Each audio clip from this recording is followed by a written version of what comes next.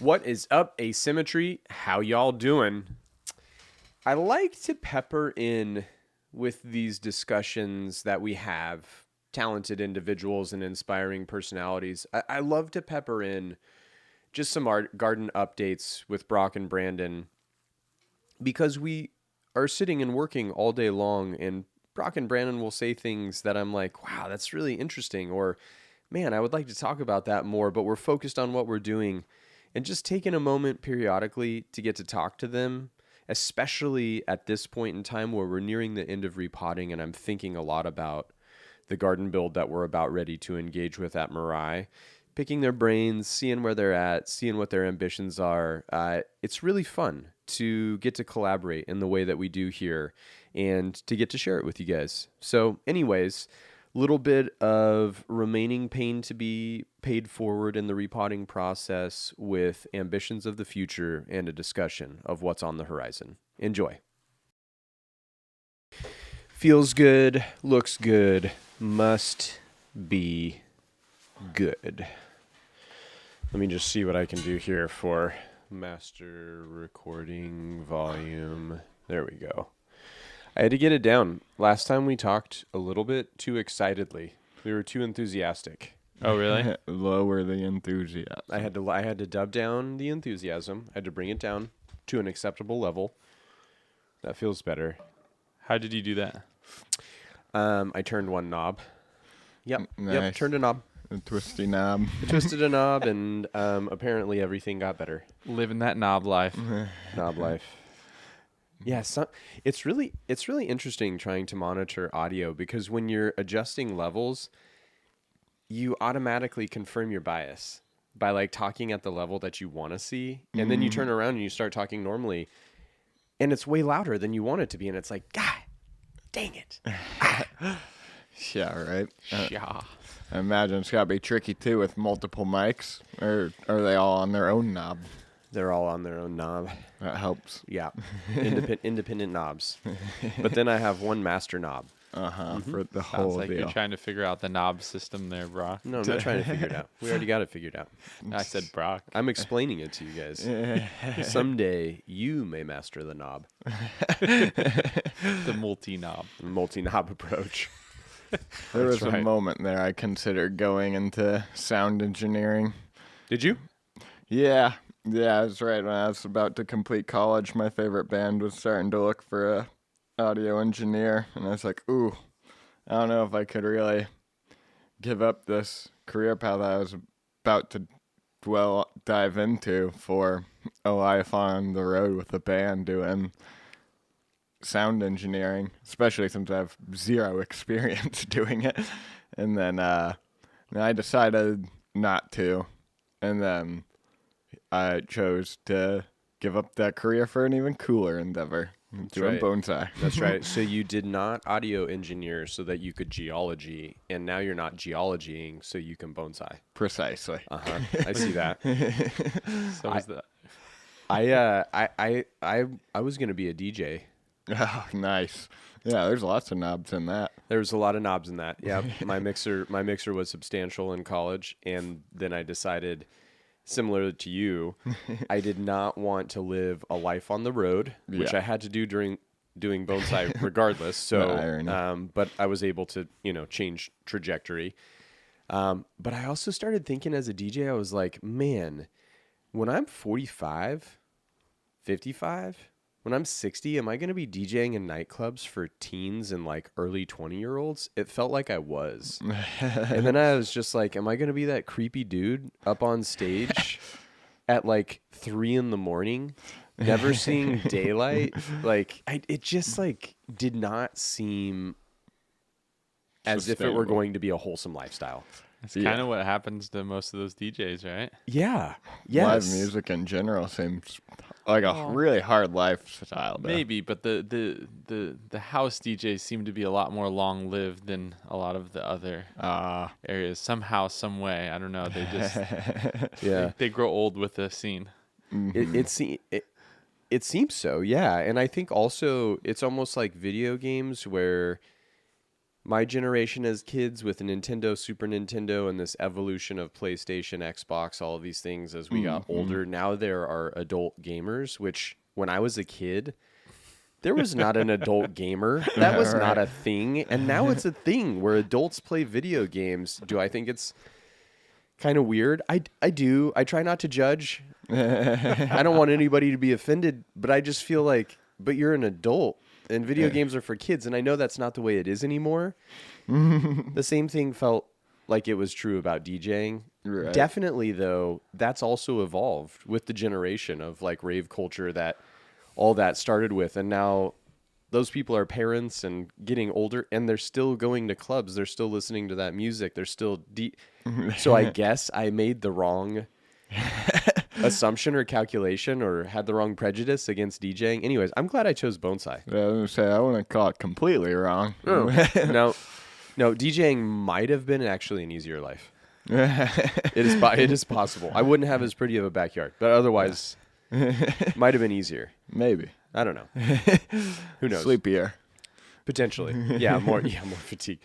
I wonder I'd if get any. less I wonder if any of those DJs have like stable families, like wives, kids, or anything. Yeah, I don't know. I'm sure some of them. Yeah, maybe not the super famous ones. I feel like it's probably a compromising situation. Yeah, it'd be tricky. It feels like a compromising situation. Hats off to all the musicians who tour for their entire lives. Thank Yeah. you if you're A lot listening. A lot of temptation there. It's like Bob Dylan toured his entire life, still touring. Yeah, He just lives on the road. right. Oh, But yeah. When you look at, let's just say Mick Jagger or Steven Tyler or any of these people that are they're up there in their years and they're still touring. They're still in physically fit condition, still crushing on stage. Yeah, most of the members of the Grateful Dead still play Yeah. regularly. I even look, obviously Irene has association or, made the film on Celine Dion. So I got exposure to Celine Dion and she obviously suffered from a very significant disease that's impeded her ability to perform. But I mean, she was performing at a high level for a very long time. Right. It's impressive. Oh, yeah, for real. Just always hopping to the next town. And Yeah. Yeah, there was a while there where the Grateful Dead had this, they called it the Wall of Sound. And it was literally a stack of speakers as wide as the stage and 70 feet tall. And they actually had two of them because their band crew would be setting up one in the next town they were playing in. Wow. And then they would travel there and then their crew would take that down and leapfrog it. Yeah, right. Hopscotch all the way across the country. It's crazy. A wall of sound. Yeah, that was pretty wild. You could still find the recordings from those shows, but I guess like they designed it that size and like had a massive speaker that was literally the height of a bass wavelength for the bassist to plug into and stuff. Jeez. And yeah, It sounds like a lot of people lost hearing. yeah, probably in their minds and a lot of other things. Yeah, totally. Yeah, hearing was the least of their concerns.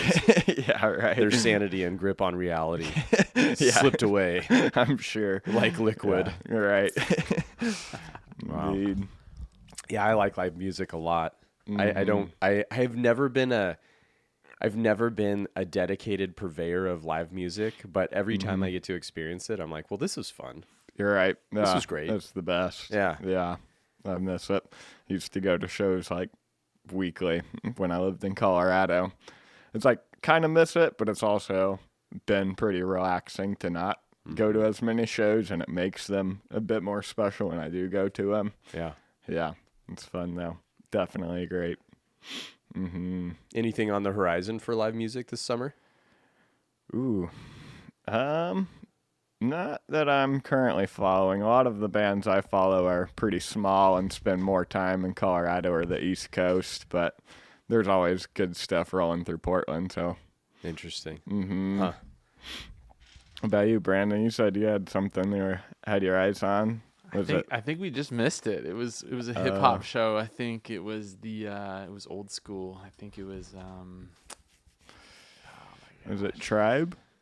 it wasn't Tribe. It was I'm pretty sure Tribe. I'm pretty sure they hate each other. Oh, yeah. Yeah, unfortunately. Right. Yeah. Q-Tip's the man. Q-Tip and Five Can't Dog. remember. Yeah. Word on the street is they're not copacetic. I don't know if they're both still alive, actually. Five Dog. Yeah, I don't know. I think Q-Tip is. I see him pop up on random songs as Yeah. a guest pretty often. Yeah. Yeah. Huh. Nothing. Haven't You got really- you've got nothing. Yeah, I haven't really been into the live music scene. I've been out for like at least half a decade, unfortunately. When I lived in the Bay Area, I was still pretty dialed. I would go to shows once a month. You were doing a lot of reggae, right? I did about 10 years ago. I did a lot more reggae, and then I kind of slowed down out of the reggae scene. I was doing the reggae on the river. I was doing, just chasing all the heady old school bands and groups like, the Wailers, and would trek all the way down to Catalina Island. I did that, I think, in 2017. That was pretty cool to see the Wailers. Mm-hmm. That was interesting. Went to Marina del Rey, got on a sailboat, sailed to Catalina Island, Wow. and then saw the Wailers, then slept on the boat, and then sailed back and got horribly sick on the way there, and then was totally cool on the way back. I didn't know you could get so seasick just sailing from LA to Catalina Island. I thought it was one of those things like, oh, we're just going to go for this like mellow little cruise, and it's, just, going to be kind of like calm waters, and oh gosh, it's just puking all over the place on the way out there. I was gonna say that sounds amazing, and then Yeah. you started talking about barf. Yeah, I know. Jeez. And then I get incredibly seasick. oh, me I get too. debilitatingly seasick. So the mistake I made was I went down below to get a snack, prepare a snack for some friends of ours and get some beverages. And I ended up having to use the restroom. And I ended up staying down there too long, is what my friend said. And when I came back up, it was just all bad. Too late. I was just all Couldn't get over the top of it Couldn't get either. over it, yeah. You were toast. You were under. So on the way back, I stayed on top the whole time. I was looking straight, and luckily I don't think it was as bad either. But yeah, I didn't get sick at all on the way back. And it was really cool on the way back. There's like a pack of dolphins following us all the way back into Marina del Rey. So that was sweet. That's good vibes. Yeah. Huh. Yeah, reggae music's fun, but it's like you really gotta be really into it to be dealing with all that smoke and fun and everything that comes with a reggae show. So yeah. Are you saying there's no sober reggae listeners at a reggae show? I think there are. I just think that they're Few and far between. In the minority? yeah. And they might be kind of on the outskirts of the whole show. Yeah. Yeah. Yeah, you never cease to amaze me. You don't say much, and then you'll speak up and be like, oh, yeah, I was a reggae groupie for 10 years. What? Yeah, I sailed around the world. Yeah, I don't know. We used to do Sierra Nevada every year, which was in like Garberville, and we used to do Reggae on the River, which is like not too far from there. And then those were like annual shows. And then, yeah, I mean, reggae is pretty big in California, and most of them usually, especially the old school heady groups, they like to play at like quaint, small, like little venues. They're not really big on like doing big stage stuff, for the most part. Right. So you find Those them are at the best little ones. coasty little bars and stuff like south of San Francisco and Pacifica, and Santa Cruz, and all the way down the coast, all the way to the Central Coast. Like these it seems like they come into town and they just like drive down one, and they're just hanging and having a good time and pulling into these little towns and doing their thing. Yeah, Nice. it's cool. Yeah. Yeah, I could see if music was your expression, I could see how absolutely organic and convenient it would be to just stop with a schedule. It'd be cooler without a schedule, if you ask me, to just stop and play at like some random little spot here and there, and be out traveling, and you just stop and play music, and you don't have the stress of meeting a time demand or a schedule or an event, and that was just the way that you got by. I could totally jam like that. Right. If I could just, If I could not have a schedule, and just be able to pick when I got to do what I did, because it's not that I don't like doing. Like if we didn't have a schedule for Behind the Branch, and I could just be like, let's do Behind the Branch tonight. When the mood struck, it would be revolutionary. It would be revolutionary. Well, maybe we could get ahead of it at some point and have enough. Yeah, but you got to tell. You got to be able to tell people about it. Operate like that. I don't know. I don't know that Bonsai ever gives us that kind of luxury. All right. That's cool. Yeah. Well, the reason I wanted to talk to you guys is because we did a repotting recap, and we're still repotting. So it really wasn't a recap. It was a mid-cap of repotting. True. True. It seems as though this is going to go on forever. I've definitely hit the stroke in repotting where it's lost its fun. And that's when this is when the discipline of bonsai kicks in for me. Yeah. Yeah, absolutely. Beyond a shadow of a doubt. I still want every tree that we touch to come out well. Obviously. Needs to elevate its level or you shouldn't be touching it. Right. Yeah, we've officially broken through the 3-month mark. Did we? Yeah, we're 90 days into repotting. We started in the first week of January. Yeah. It's the third week of April. Yeah. Almost at 5. We're almost. What are you talking about? We're almost at 4 months. Almost, yeah. I think we broke the 3-month mark is all I was saying. And at the end of March, bro, it's April 22nd. Cruising. Is today Earth Day? I don't know. Is it? I think so. Yeah. There's a lot of days. There's a lot of days these days. There's a lot of days. There's a lot of months. There's a lot of weeks. A lot of celebration. I appreciate it. I respect it. Tough to keep track of. Absolutely. Tough to keep track of. Is there a universal calendar that tells you every holiday? I'm sure somewhere. If somebody's like, yeah, duh, Google Calendar, so it's like, I don't use Google Calendar. I wouldn't sell my soul like that. I think that iPhone calendar has a lot of crazy holidays on it.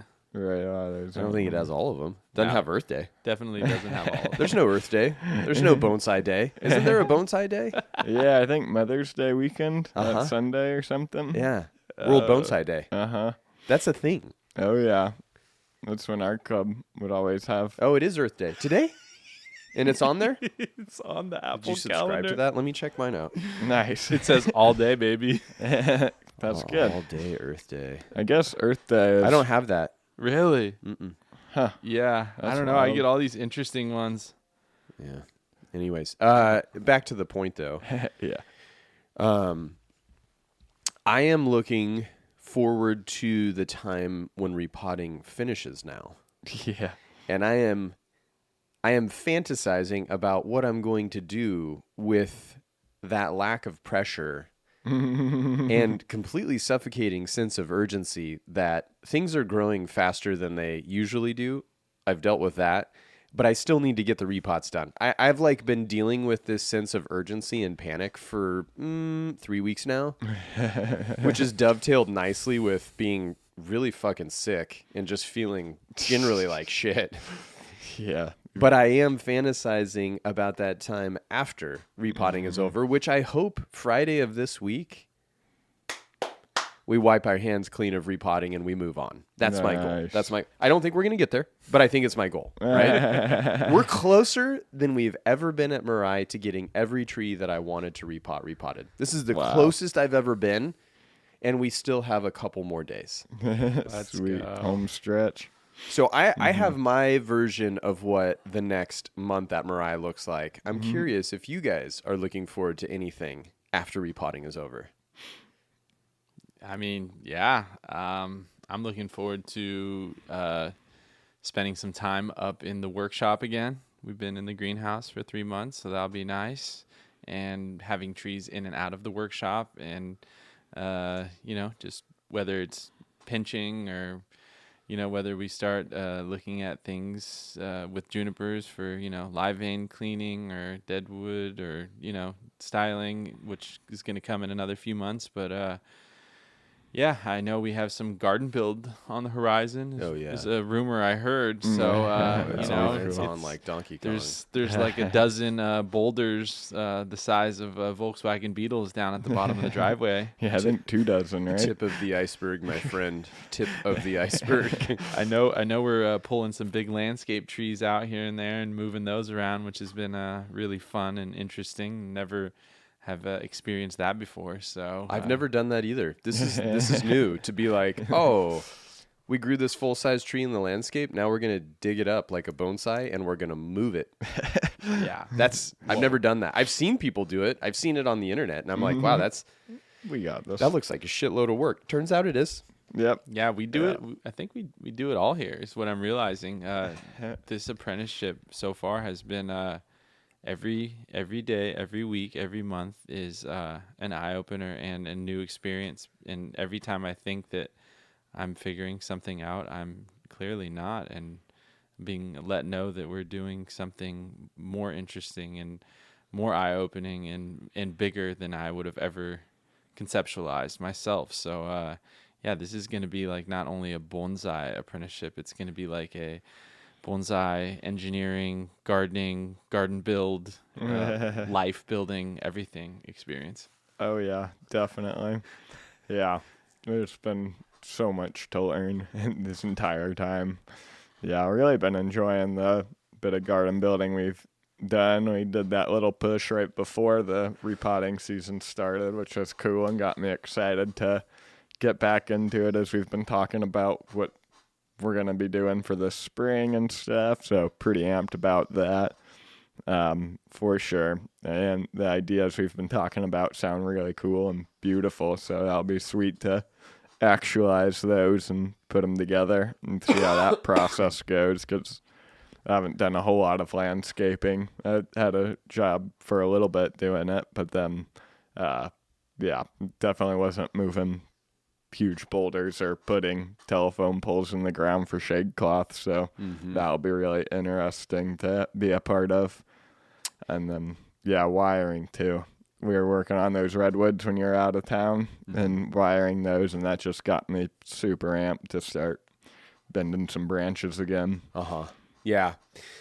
Yeah, I really want to wire some trees and get back to that work, but I have one window.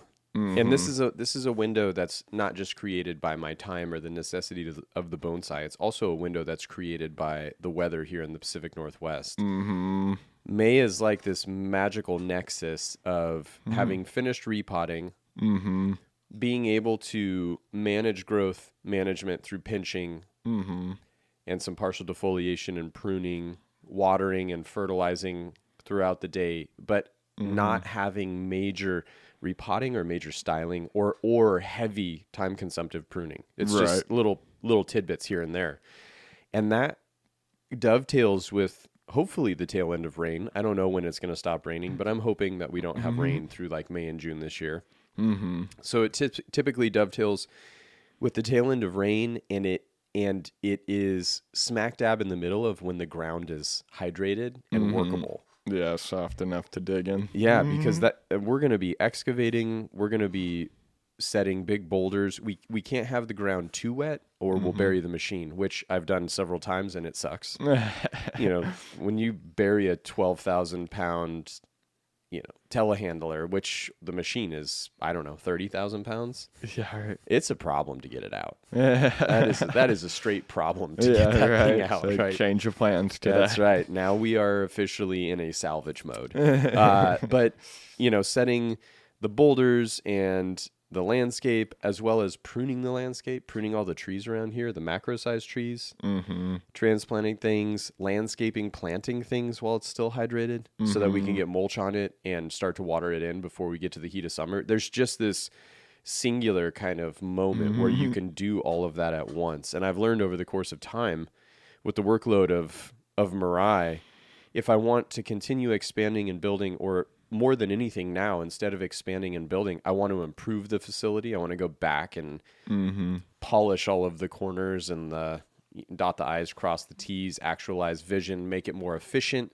This time the design is all about increasing the experience of being in the garden. Like not Nice. creating a new space, but creating a better experience in the space, Oh, cool. as well as having these mobile benches and the ability to completely change the layout under the arches in the garden. I've learned that that's not what I want. I don't want to constantly be recreating that. I want to settle into a slightly mobile, like slightly modular, but primarily established Nice. layout. And I think inside of that, I have always noticed there are these certain gardens. I think of Shinji Suzuki's garden where the layout changes fairly frequently. Kunio Kobayashi changed the layout at Shunkaien a little bit over the course of time. I don't think it's as modular as Shinji Suzuki's place.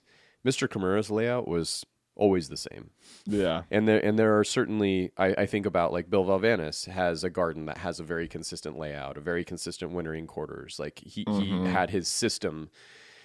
I want like a hybrid of totally modular, which is what I have now, at least as far as the arches are, and completely established. I want a hybrid of that. And I'm thinking about all of the different surfaces and primarily inside of that, the different levels. But what I started thinking about now as I've been laying it out and drawing it and like walking it and thinking, like whenever I start to do this, I will obsess on this until I'm ready to go. And I will accumulate all of the pieces. Like a Lego set, I'll have every single piece and a bunch of extra pieces before I'll start the build, which you guys have been seeing that happening as I've like a little bit of stone here, a little bit of boulder there. I got some more telephone poles here. I've got this mulch over here. We've got soil set up there. Like, Right. that's all in the spirit of getting this project to a point where when you bring in a big piece of equipment and you're going to dedicate several weeks to it, you can't be waiting on something to show up, right? It's just like not the way that it works. Because I want to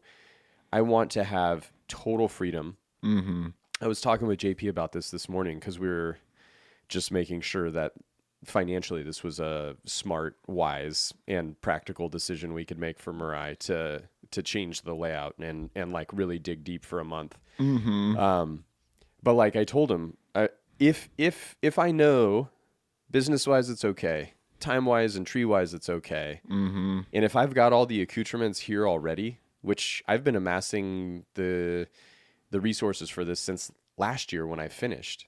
I was already thinking about, okay, where's the stone going to come from to finish? Because last year we did a percentage of up top, but we did not finish it by any stretch of the imagination. So there's nothing worse than sitting with something that's half done where you can see the potential of it, but it's really just a weed patch for the rest of the summer. That really sucks, you know? But it's like I spent my time, I spent my resources. That's as far as I could get. Now I have to wait till next year. So that anticipation builds for me, and it's like at a fever pitch right now because we're this close to being done repotting, but I can't let my foot off the gas until we are actually across the finish line. Heck yeah. Greatest mistake ever. And I know if you shortcut anything or you take the lazy man's route, you're going to have to deal with that for the rest of the year. Right. And I don't want to deal with trees that aren't in a position where I love them or where they're set up for success for the rest of the year. That's the worst position to put yourself in as a bonsai practitioner. So we've got to get across that line. But man, when we get across that line, we're pretty set up for, I would say, a fairly expansive improvement to the garden on several levels. Lots of shade cloth is going to be the potential for shade cloth is going to be being set up at Mirai. I'm tired. I'm so tired of just getting to the middle of the summer and it's gotten hotter and hotter here and drier and trees do experience fatigue. Yeah. To be able to roll out a shade cloth anywhere in the garden over any patch of trees and just be able to take a breath. Right. God, we have to do it for the trees and for ourselves. We've got to do it. But putting up shade cloth, which is the least attractive thing you can add to any intentional landscape, putting it up in a way where it's going to be beautiful, that has really been occupying a lot of my attention too. That's not an easy thing to do. Shade cloth looks like shit.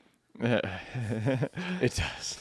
Yeah. I mean, your arches have been a nice solution for that. Be able to put them in between the arches. That's really nice. And most indulgent shade structure ever. Yeah. This next one sounds pretty cool. using the telephone poles, and you got those pretty much mapped out where you want those to go, right? Yep. We just got to dig a post hole digger and make a lot of big holes. Right. The problem with doing a garden build on a garden that is already fairly established is you have to mess up. You got to mess some stuff up. We're going to have to mess some stuff up, and then we have to fix it again, and I hate that. Yeah, right. It feels counterproductive. So I try to mess it up as little as possible, so I have to fix as little as possible, which takes a little more time and a little more intention. On the front end, but On the probably front end. not in the back end. That's what I think, and I think the outcome is better when you don't mess it up. Absolutely, right? Yeah. But I am looking forward to the form and function of the garden continuing to accommodate the changing needs of the trees here. Right. Numbers, sizes, but the big one that I really recognized in the shortcomings of the mobile benching system, and I think I knew it when I built them, I just didn't know what it would be like, and so we had the benches, the metal portions of the benches fabricated, laid them out. We've had 3 different layouts over the past 3 years in the garden. There is like a mechanical accessibility to the arches we've got to have via machinery that if I build something permanent can't be in the way of that. We've got to be able to move trees freely or else we're not going to be moving them, and that's catastrophic as well. So like making those movement patterns through the arches really seamless. Like who knows if people listening like this stuff or not, but when you talk about building a garden, there's some fundamental concepts. Expansion and contraction. If you can contract people and compress people before they enter another outdoor space, you've already won. That space is set up for success. Now, whatever you do with that space just adds to the interest. But if you don't compress somebody from one space to another, you don't get the experience of entering another sort of reality or another context. That's like a fundamental primary idea. But when you go on to the secondary and tertiary ideas of spaces, now you're starting to talk about sight lines, how far can you see, and what are you focusing people's attention on with what you're designing. All of your colors, textures, scales, and proportions of whatever hardscape or softscape you're putting into it. And then the big one is the practicality, its functionality. Because no matter how beautiful it looks, if it doesn't work or it becomes precarious to work within, it sucks. You end up hating it. No matter how beautiful it is, you'll hate it. And this place has to be so functional that it really, I think I used to get quite frustrated because it felt like it was a real limitation of complete design hedonism. Where you don't have to think about anything and you just indulge on your greatest design desires. But then you realize, well, this is like the whole thing about architecture working and stuff. Like you have to know the walkable space that a human body is going to find comfortable, and that changes culture to culture. But like you've got to have that in a house or else the house is going to feel like shit, you know? Right. The same thing applies to the garden, especially this space, because we have so many big trees that have to functionally be able to move, change exposure, change condition, change orientation or rotation, and still look good while doing it. Right. Yeah. So I'm thinking about a lot of that. And obviously you guys, I showed you the pictures of those pieces of granite. Well, those just threw a completely different level of consideration into the mix if we end up getting these pieces of granite, which they're these massive, and when I say massive, like 8 foot by 6 foot by 1 foot thick granite slab that is a remnant of a Boeing fabrication facility down here in Portland, and they're sitting in like a abandoned lot right now. But it's a huge slab of granite, 2 of them, that I think are going to become a new entryway and a new deck. But now all of a sudden, I was planning on moving 3,000-pound, 4,000-pound boulders. Now I've got a 12,000-pound slab of granite that I've got to get through the garden where all the trees are, and that changes everything. Yeah. Yeah, that's small a big thing to machine. go through there. Ooh, that's a big machine. That's a lot of weight, power, danger, all the stuff. So, anyways, yeah, it's definitely been eye-opening to hear about all that type of garden design and outdoor space design and stuff, and like you were talking about with like the materiality that you choose with like having the telephone poles, both as monkey poles, shade cloth, just cool features throughout the garden mixed with like the Corten steel and your plant palette for the landscape. Like that's all been super eye-opening and inspiring to learn about. Yeah. If you don't establish a fundamental backbone plant palette, your garden's going to look like a Dippin' Dots cup.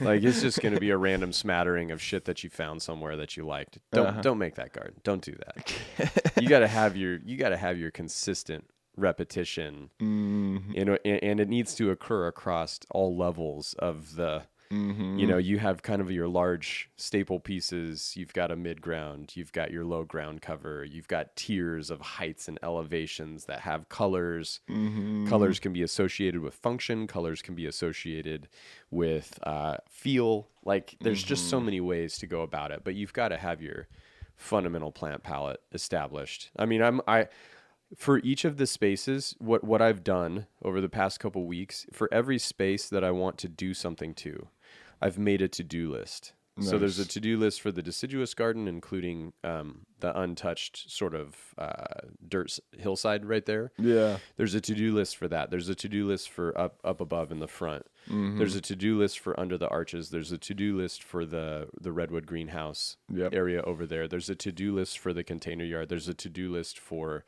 the display space, and there's a to-do list for the back of the greenhouse. So all of those spaces have some and some of them a lot of work that need to happen.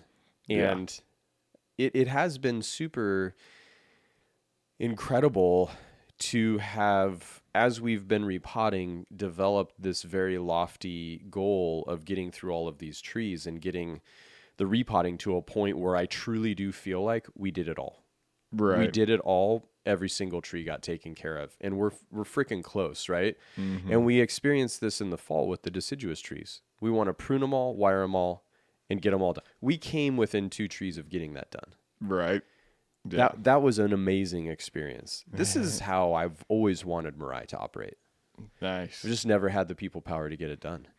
It's a lot. It's a lot of work. A lot of work. Once classes are over, this year particularly, having you two on board consistently on a daily basis and working very hard in synergy, I was like, oh, well, this is why I haven't been able to accomplish this, because once classes were done, I didn't have people power anymore. It was Lone Ranger, you know? Yeah, I can imagine even a third of the trees that we've done doing that alone are like... Yeah, well, think about the shore pine. If you just calc up the hours that you just spent on that shore pine that we mounted on wood. Yeah.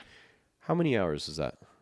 How many hours for that composition? Yeah, that was probably somewhere between 10 to 12, because we started the root work one day, then wrapped it up. Yeah, wrapped it up and did the rebar. Planting one day. Yeah, the planting of it. Full day, right? Day. Yeah, just about most of it. Did you get so you got the planting? No, because you did the planting and then you came back the next day after it had been watered and we pulled it back and we recontoured. Yeah, and that's you did when the we did the muck and the contouring and the finalizing. I think you're talking more like 14, 16 hours. Probably, yeah. Yeah. Okay. Yeah, honestly. So, but Brandon and I were still working while you were doing all that. Right. We got Howard's Cascade done, the slanting done. Oh. I got a few nickels and dimes done in there. We got one big boy done before that.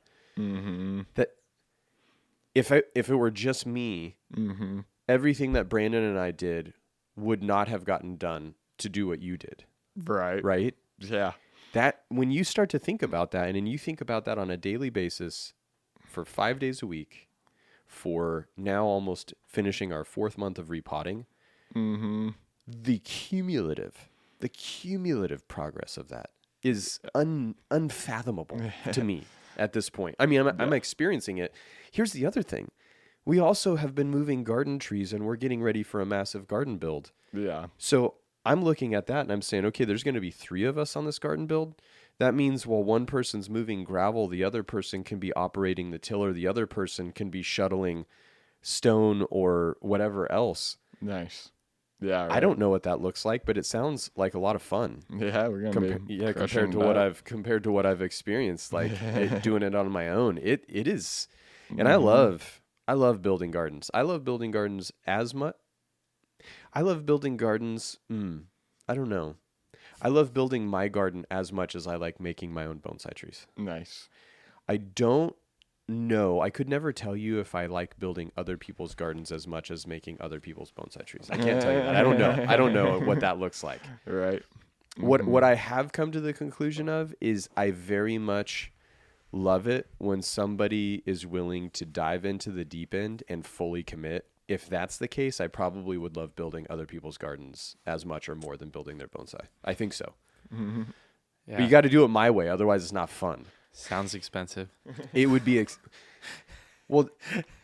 This is the thing though about Mirai, is you can say it's expensive, but to pay for it would cost. Oh, I'm gonna say 5 to 6 times what it costs us yeah. because we do all the work ourselves. Yeah. All right. Yeah, we're the ones From the drilling from the holes. irrigation to the electrical. Well, at least for the conduit. I mean, I'm not an electrician, but like I'll handle all of the water. I'll handle all of the electrical layout and thinking and what, because every single piece that gets put in the ground is going to have electricity running to it. That's also a lot of logistics that not a lot of people think about. Right. And moving forward for all of the planted landscapes, there's no way I'm planting landscapes and not putting irrigation in. It's Nice. just too hot and dry here in the summers now. Right. To have to hand water all of the landscape in addition to the bonsai in the middle of August is the pits. Right. It's the pits. Yeah, Yeah. definitely. Yeah. Yeah. It takes a special person to want to build something like this. That's for sure. Yeah, you have to be totally psychotic. Oh man, but so worth it getting to spend the time here. That's what I'm talking about. It has become its own reality. Oh yeah. And it's been Mirai's been building towards this for a very long time. For a very, very, very long time. Yeah. Because there was only one building on site here when we started. Oh wow. So you think about the building, this room, the ceiling, the floors, all of the details and stuff. I did everything. Dang. I did everything. I installed this ceiling, Wow. that floor, those desks, that shelf. Like, Yeah. so when you think about that across every space and you take it indoor, outdoor, to get to a point where you can refine it, takes a long time. Like when I look at Japanese gardens that are super mature, really beautifully done, some Western gardens, but like, I think more of organic. The thing that I've recognized appeals to me about Japanese gardens is the organic elements and I think the freedom of, although I know that there are constraints and concepts that guide Japanese garden creation, and there are elements, and they have formalized it and tried to define it. I think Japanese garden design and creation is one of the more freely creative endeavors that is pursued in Japan. You really see tremendous creativity with organic natural elements. I believe it. And I think that is the most fun that can be had. And then when you combine those with modern elements like corten or things like that, you create something totally different. Right. And that is really, really cool. The organic next to that like industrial or that modern or that very man-made, Yeah. I think creates a really interesting dialogue. I would agree. Absolutely. It's super cool to see that side by side, like integration. Well, you're super into metal.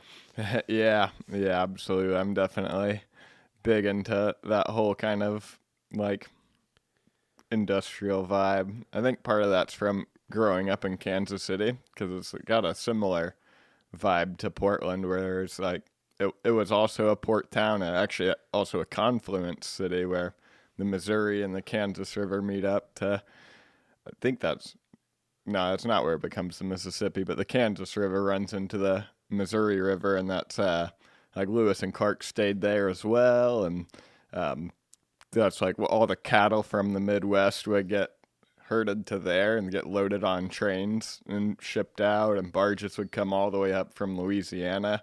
And so there's all this old like brick architecture and industrial vibes that are either like run down and just cool old buildings, or like have been converted into art spaces that are galleries and whatnot now. And there's like the city, like its probably most popular time was like in the 20s. So most of the tall like skyscrapers are old and concrete and kind of have like that Empire States building vibe to them. So Cool. it's just kind of always inspired me. And then, yeah, with all the geology jobs and being on all these big construction sites, I was just constantly grabbing up really interesting pieces of metal from the recycle bins on the job sites with permission to plant on later. So someday I'll have some type of overarching exhibition with a bunch of trees on different metal, but I got some time before that.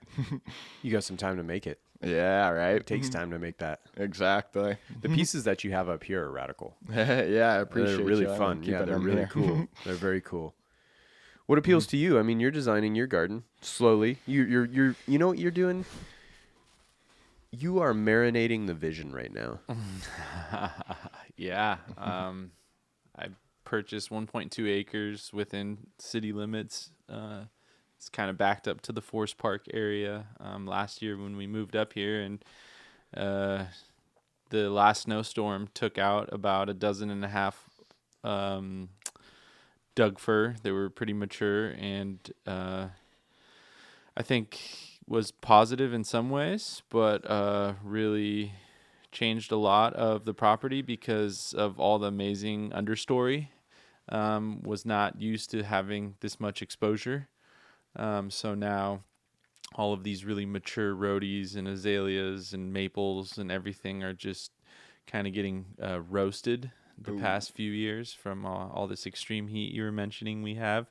So I think things are just starting to adjust and figuring things out. Some of the landscape stuff looks pretty rough right now. Mm-hmm. I also don't have any irrigation set up at the moment. Unfortunately, the water well and pump went out, and I'm in the process of getting a new pump and new lining for my water well. So I'll be watering a lot of stuff at night this summer with my headlamp by hand. So that should be interesting and also fun. But yeah, my goals right now are just to kind of try to keep the really mature, awesome things that are there alive this summer, which should be a lot of work and a lot of water. And I've spent the past 9 months hauling all the debris from that last snowstorm off the property. Bigger, pieces of the trees and roots and limbs and branches and old cement and oh my gosh, just there's a lot of accumulation. It was a husband and wife that had lived there for almost 65 years, and they did an amazing job planting everything that they have there. A lot of natives, and the woman was actually the president of the Portland Rhododendron Society for 40 years. And so she had, according to our neighbors, the most exotic variety of rhododendrons planted in our landscape in the entire West Coast. I don't know if that's true or not. I know, unfortunately, at least a dozen or dozen and a half of them have died since they left because of not having irrigation. That was before we purchased the home. But now I'm just trying to keep the remainder of ones alive, which is challenging.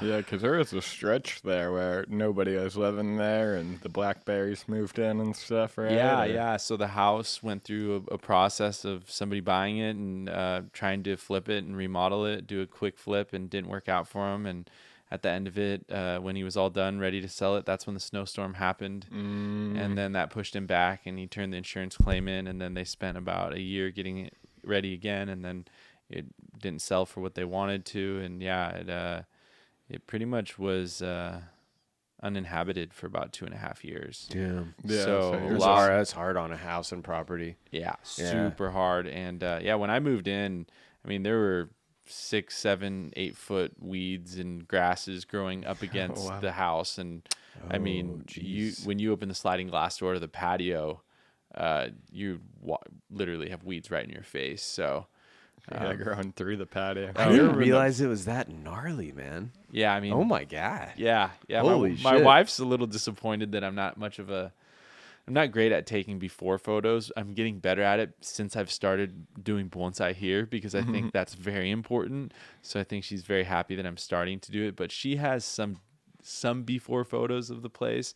But gosh, if you saw what Lee Cheadle saw in the very beginning, so he knows. But oh man, right now it's pretty cool just to see right now. It's still kind of rough, but you can actually move around and walk the property and see things. So you're like in the stage of just clearing the slate and getting the plans rolling to build. I am. And I've started some rough sketches. I have some really, really cool mature trees on the property. There's a really, there's a 70, 80-year-old Stewardia. There's like 3 to 4 different varieties of really mature 60 or 70-year-old magnolias. There's a handful of really awesome dogwoods that are really old. One specifically's got to be pushing close to 100 after I talked to Ryan last week about how slow they grow. There's a handful of really epic older Japanese maples. Got a super mature fig tree on the property that's really cool. And then there's 2 really nice cherry trees down by the road that produce some really beautiful flowers for a very short window.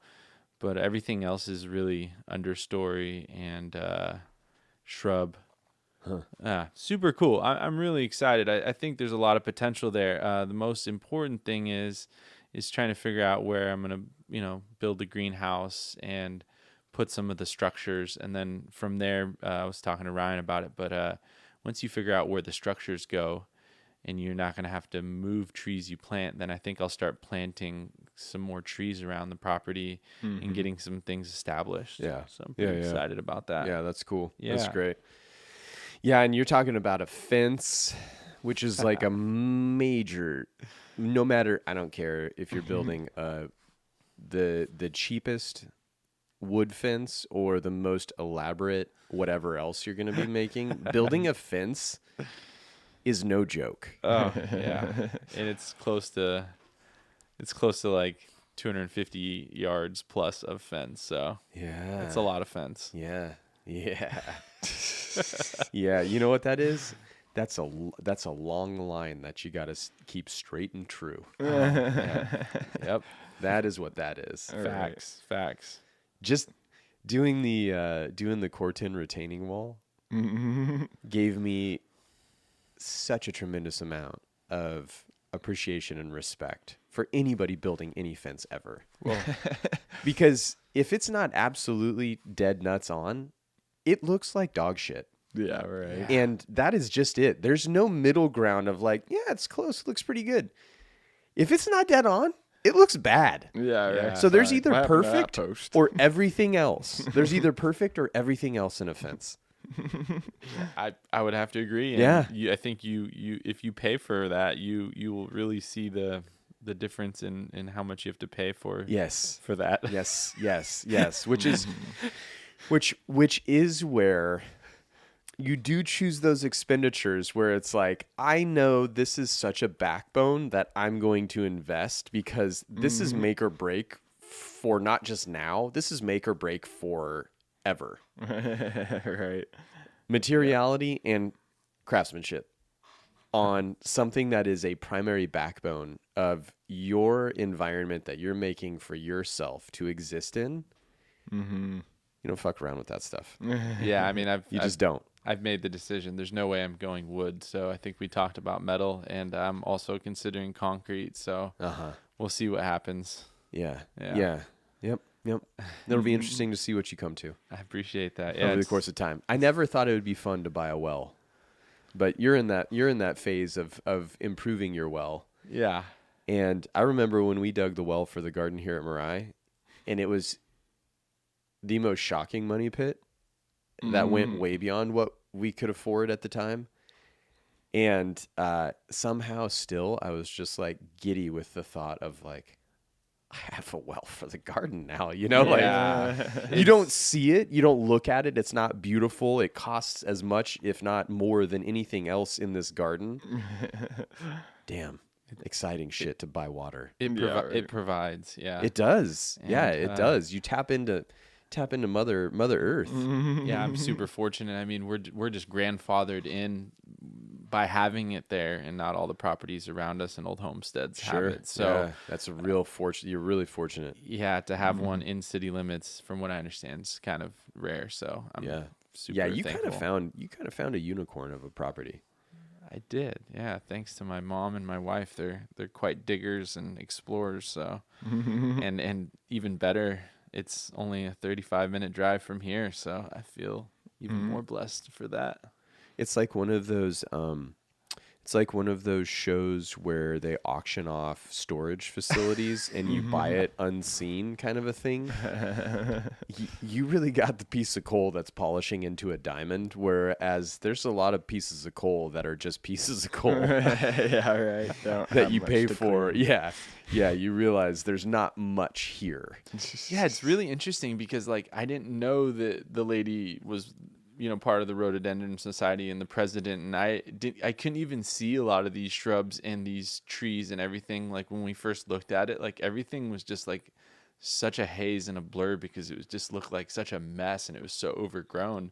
Like obviously I saw the big Stewardia and the big maples and cherries and stuff, and I was like, oh, those are cool. But like everything else that was hidden, I mean, I'll be bringing some stuff up here just for fun to us work on projects. But I mean, there's like old azaleas that have been kind of like wheeled over and mowed over by equipment in the past like 5-6 years there, where there's little sprouts coming off of like burl azaleas that are like almost the size of like a beach ball.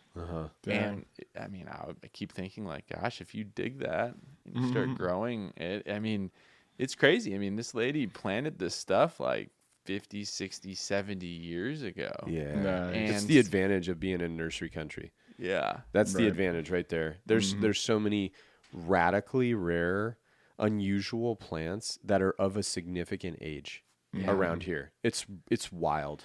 Yeah. It is. I mean, the colors the past few weeks at my house have been just like me and my wife. I mean, we didn't see it last year because when we moved in, it had already all happened.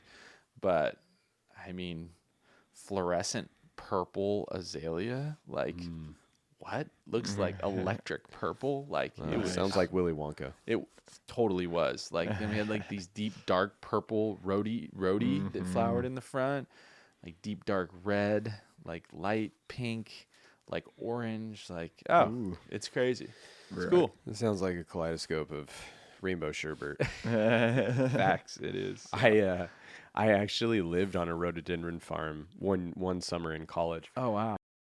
And I was hired to prune 3,264 rhododendrons over a 3-month period of summer. Wow. In addition to laying sod and re-landscaping a portion of their front yard. Like it was on, I don't know, 5 acres. Wow. And it used to be a rhododendron farm, and I pruned every one of those things. That's so sweet. Every single one of them. It It was exhausting. sounds like in the time that you don't have, I'll be trying to get you over to my place and get some tips from you on how to prune these things, because wow, they're tall and they're big, and I think they need to be reduced a little bit. Yeah, rhododendrons get huge. Huge. Super, super cool. Yeah. Super cool. I'm really excited for you. Building a garden, making a space for yourself is one of the great, definitely first world luxuries that exist, but also just like a fundamental part of being a human, I think, is making that space. It's our sense of shelter. But in terms of shelter, certainly for me, Mirai, the whole property is like, that's the shelter. There's like some buffer, there's some separation, there's some, it's really, really just very pleasurable to go about making your own world. Yeah, I definitely have a new sense of appreciation for architecture and spaces in general. Like, I was always like aware of a cool building or whatnot, but like the intentionality of every aspect. You were saying, you walk through this gate and there's this little moment with a boulder with a small pool in it and a couple smaller little logs and a maple growing right there and stuff. And it's like, oh, you can stop in anywhere. It's like a moment you could appreciate as creates a different sense of space and awareness. That's Yeah. really special. It's fun. Yeah, it is fun. Mm-hmm. And I can't wait to get to do it. Talking about it makes it even harder to now go repot. But I think we have a full day of repotting that we need to go get to. Heck yeah. Let's get it. Summer ambitions, and I would say this year's summer is coming 2 months early. Fast. But summer ambitions, garden build. We're on it. Mhm. Shall we go repot? Let's do Let's it. do Let's it. do it. All right. All right.